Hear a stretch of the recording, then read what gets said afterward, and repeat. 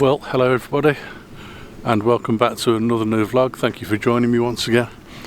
Behind me I've photographed this lake many times, but it's always been in different conditions and today is no exception. Conditions are very different again today to anything I've ever photographed before. As I just turn around here behind me, you probably notice that some of this lake, this pond, is still frozen over. Well, last night we had temperatures drop below freezing for the first time in a long time, and it went a long way below freezing. It was down to about -5, I think, but that's left a legacy of frost all over the place. And the interesting thing about it is that as the sun's come out and brightened up the day, there's quite a few areas where the sun is managing to capture the scene and it's melting all the frost that's around. But obviously areas that are in shade, like the spot I'm standing in right at this very moment, are still below freezing, or they're not getting warm enough to actually melt all the frost and the ice. So at the moment I've got this scene behind me. Basically I've got this lump of wood just here sticking up from the pond, and I've taken a photograph of that looking out onto the pond itself, and you can see the ripples as the water's been moving during the daytime, and then it's just frozen, so you've still got ripples and points along the surface of the ice that's on the surface of the water, where you can see where the water was moving and then suddenly came to a standstill. I quite like that image. It's obviously got a very blue tone to it because it's a freezing cold scene, and I hope you like it. And now I'm going to go and move on and see if I can find probably some frozen leaves somewhere with the frost still kind of crystallising on the leaves somewhere in the shade of a woodland somewhere. I should be able to find a few of those because I've seen a few of them on the way here anyway, so it shouldn't be too much of a walk to find something new.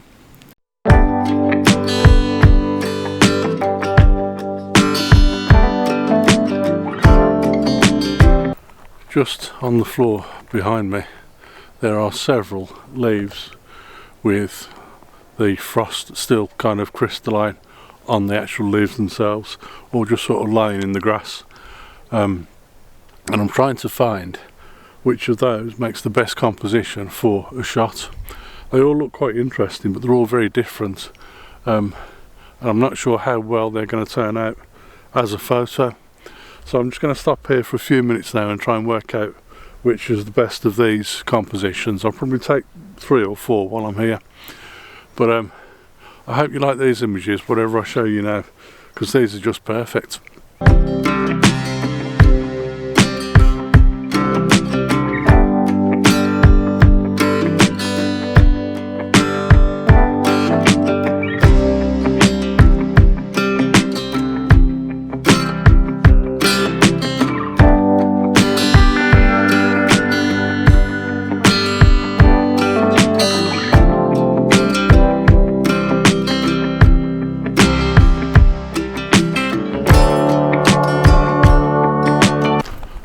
Well, it's safe to say that wasn't fun at all. I think I've got some decent images just there, so I hope you've enjoyed those leaf images. But I found myself standing pretty much in one position for about 15 to 20 minutes trying to find compositions in those leaves on the ground, whilst the sun was going down and the temperatures are dropping. I was starting to feel like I was in north of Canada or the Antarctic or somewhere like that. It's absolutely freezing today. I can't tell you just how cold it's gone. Literally over the last 24-48 hours. It's incredible, considering it was about 7 or 8 degrees above freezing the other day when I came out, and today it must literally be hovering around about 1 or 2, maybe even freezing. So I'm moving on now that I've got those images, and on my way here what I spotted at the side of the path was there were some tree logs that had been cut down, and they'd been left at the side of the path, and I think they'd been left there deliberately so that drivers couldn't drive off the path onto the grass. But it meant that those logs were kind of lying in shade from the trees, and they were covered in frost overnight. And then as the sun rose, the sun managed to rise just slightly above the line of the trees and bathe those logs in sunlight. I don't know whether that will still be the case when I get back there, but I'm hoping that on the way back those logs are still bathed in sunlight and the frost on them still hasn't thawed out, and I should be able to get a decent image there. I think that's going to be the case, at least I hope that's going to be the case, but I'm not all that far away now, so I'll find out in a few minutes exactly what's going on. And I think there's probably 2 possible compositions there, maybe 3, and I'll go and have a look now and see if I can set those up for you.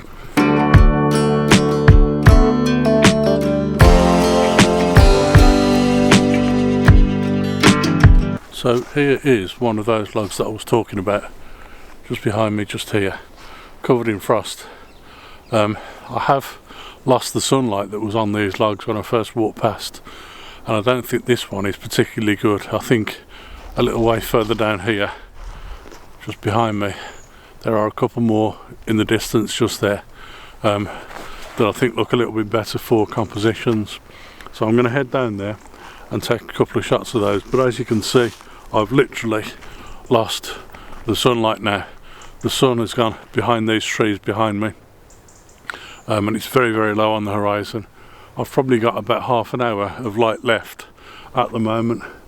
I'm just looking over at those trees at the moment. The light on those looks absolutely beautiful, but that's because they're still just above the level of these trees behind me, so the sun still shines just onto those, and I probably haven't got very much time at all to capture my last couple of shots. So just looking at these last couple of logs, I think these will be perfect, and then that'll be it.